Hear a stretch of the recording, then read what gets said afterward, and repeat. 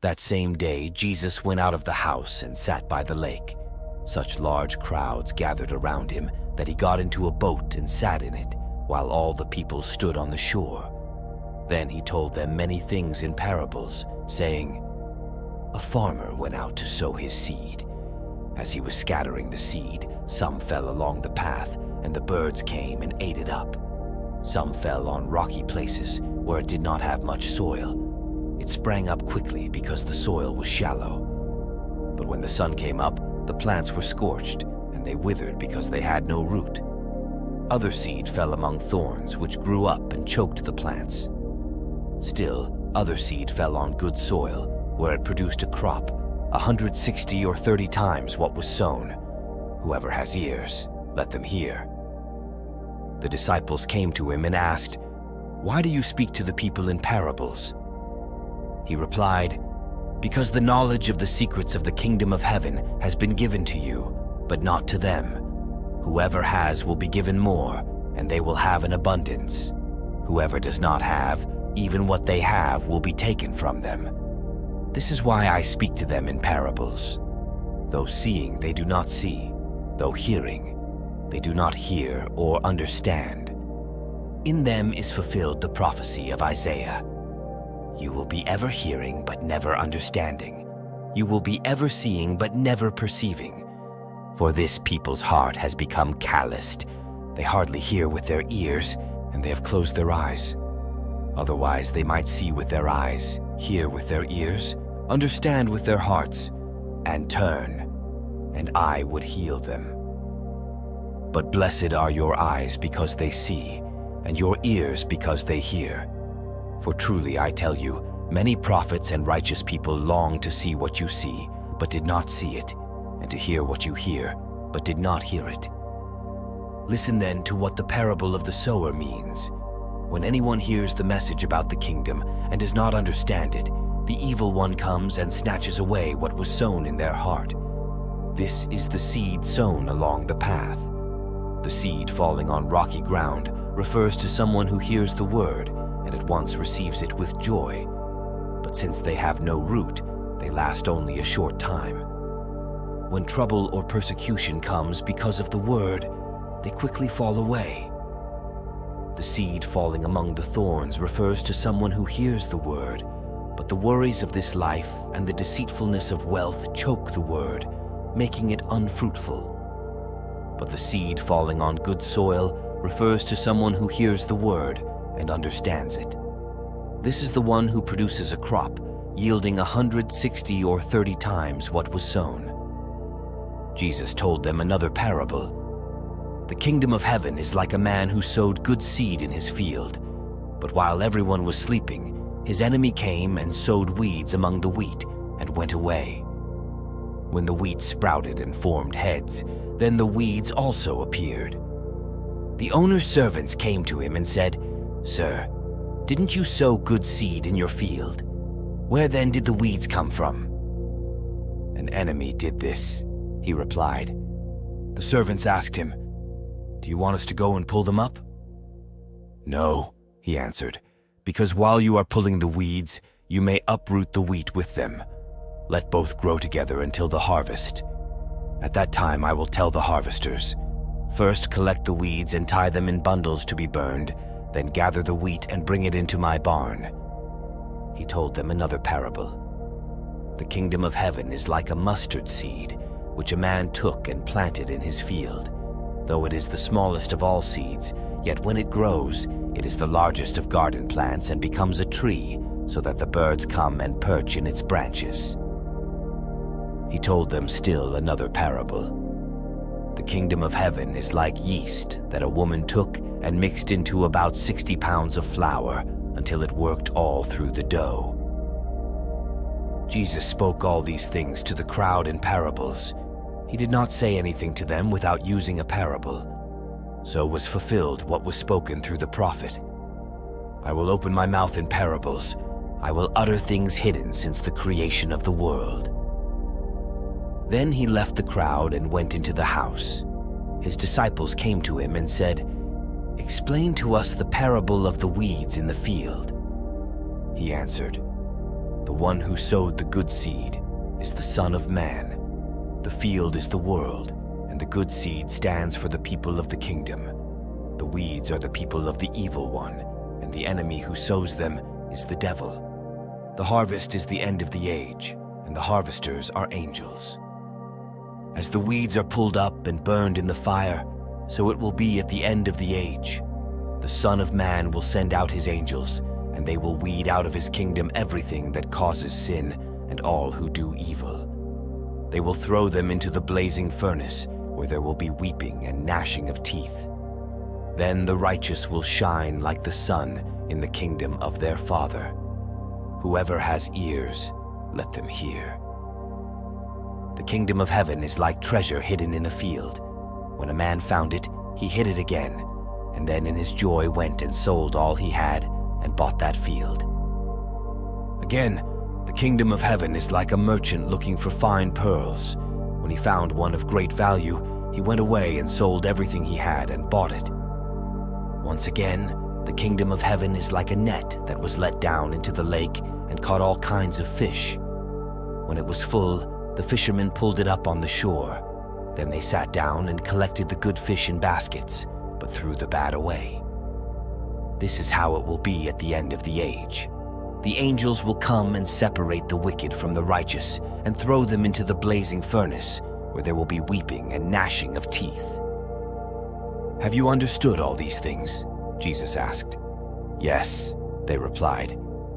He said to them, Therefore every teacher of the law who has become a disciple in the kingdom of heaven is like the owner of a house who brings out of his storeroom new treasures as well as old. When Jesus had finished these parables, he moved on from there. Coming to his hometown, he began teaching the people in their synagogue, and they were amazed. Where did this man get this wisdom and these miraculous powers? They asked. Isn't this the carpenter's son? Isn't his mother's name Mary? And aren't his brothers James, Joseph, Simon, and Judas?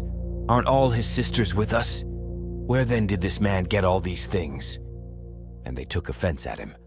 But Jesus said to them, A prophet is not without honor except in his own town and in his own home. And he did not do many miracles there because of their lack of faith. At that time, Herod the Tetrarch heard the reports about Jesus, and he said to his attendants, This is John the Baptist. He has risen from the dead. That is why miraculous powers are at work in him. Now Herod had arrested John and bound him and put him in prison because of Herodias, his brother Philip's wife, for John had been saying to him, It is not lawful for you to have her. Herod wanted to kill John, but he was afraid of the people because they considered John a prophet. On Herod's birthday, the daughter of Herodias danced for the guests and pleased Herod so much that he promised with an oath to give her whatever she asked. Prompted by her mother, she said, Give me here on a platter the head of John the Baptist.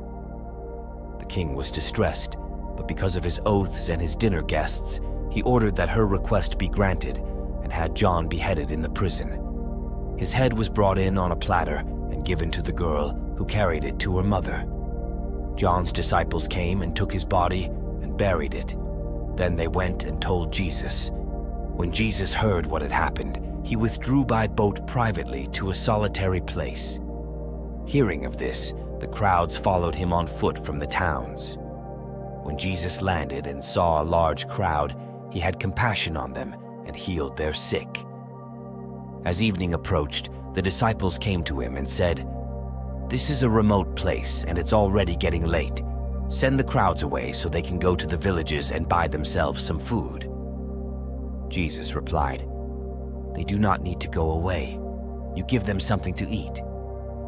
We have here only 5 loaves of bread and 2 fish, they answered. Bring them here to me, he said. And he directed the people to sit down on the grass. Taking the 5 loaves and the 2 fish and looking up to heaven, he gave thanks and broke the loaves. Then he gave them to the disciples, and the disciples gave them to the people. They all ate and were satisfied, and the disciples picked up 12 basketfuls of broken pieces that were left over. The number of those who ate was about 5,000 men, besides women and children. Immediately Jesus made the disciples get into the boat and go on ahead of him to the other side while he dismissed the crowd. After he had dismissed them, he went up on a mountainside by himself to pray. Later that night he was there alone, and the boat was already a considerable distance from land, buffeted by the waves because the wind was against it. Shortly before dawn, Jesus went out to them, walking on the lake. When the disciples saw him walking on the lake, they were terrified. "It's a ghost," they said, and cried out in fear. But Jesus immediately said to them, "Take courage, it is I. Don't be afraid." "Lord, if it's you," Peter replied, "tell me to come to you on the water." "Come," he said. Then Peter got down out of the boat, walked on the water, and came toward Jesus. But when he saw the wind, he was afraid and, beginning to sink, cried out, "Lord, save me!" Immediately Jesus reached out his hand and caught him. "You of little faith," he said, "why did you doubt?" And when they climbed into the boat, the wind died down. Then those who were in the boat worshipped him, saying, "Truly, you are the Son of God." When they had crossed over, they landed at Gennesaret, and when the men of that place recognized Jesus, they sent word to all the surrounding country. People brought all their sick to him and begged him to let the sick just touch the edge of his cloak, and all who touched it were healed.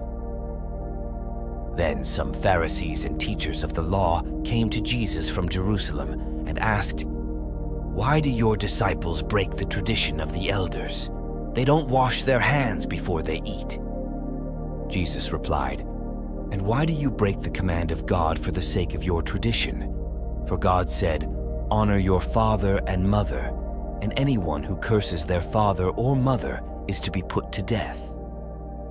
But you say that if anyone declares that what might have been used to help their father or mother is devoted to God, they are not to honor their father or mother with it. Thus, you nullify the word of God for the sake of your tradition. You hypocrites! Isaiah was right when he prophesied about you. These people honor me with their lips, but their hearts are far from me. They worship me in vain. Their teachings are merely human rules." Jesus called the crowd to him and said, "Listen and understand. What goes into someone's mouth does not defile them, but what comes out of their mouth, that is what defiles them." Then the disciples came to him and asked, "Do you know that the Pharisees were offended when they heard this?" He replied, "Every plant that my heavenly Father has not planted will be pulled up by the roots. Leave them, they are blind guides. If the blind lead the blind, both will fall into a pit." Peter said, "Explain the parable to us." "Are you still so dull?" Jesus asked them. "Don't you see that whatever enters the mouth goes into the stomach and then out of the body? But the things that come out of a person's mouth come from the heart, and these defile them. For out of the heart come evil thoughts, murder, adultery, sexual immorality, theft, false testimony, slander. These are what defile a person, but eating with unwashed hands does not defile them." Leaving that place, Jesus withdrew to the region of Tyre and Sidon. A Canaanite woman from that vicinity came to him, crying out, "Lord, Son of David, have mercy on me. My daughter is demon-possessed and suffering terribly." Jesus did not answer a word, so his disciples came to him and urged him, "Send her away, for she keeps crying out after us." He answered, "I was sent only to the lost sheep of Israel." The woman came and knelt before him. "Lord, help me," she said. He replied, "It is not right to take the children's bread and toss it to the dogs." "Yes, it is, Lord," she said. "Even the dogs eat the crumbs that fall from their master's table." Then Jesus said to her, "Woman, you have great faith. Your request is granted." And her daughter was healed at that moment. Jesus left there and went along the Sea of Galilee. Then he went up on a mountainside and sat down. Great crowds came to him, bringing the lame, the blind, the crippled, the mute, and many others, and laid them at his feet. And he healed them. The people were amazed when they saw the mute speaking, the crippled made well, the lame walking, and the blind seeing, and they praised the God of Israel. Jesus called his disciples to him and said, "I have compassion for these people. They have already been with me 3 days and have nothing to eat. I do not want to send them away hungry, or they may collapse on the way." His disciples answered, "Where could we get enough bread in this remote place to feed such a crowd?" "How many loaves do you have?" Jesus asked. "7," they replied, "and a few small fish." He told the crowd to sit down on the ground. Then he took the 7 loaves and the fish, and when he had given thanks, he broke them and gave them to the disciples, and they in turn to the people. They all ate and were satisfied. Afterward, the disciples picked up 7 basketfuls of broken pieces that were left over. The number of those who ate was 4,000 men, besides women and children. After Jesus had sent the crowd away, he got into the boat and went to the vicinity of Magadan.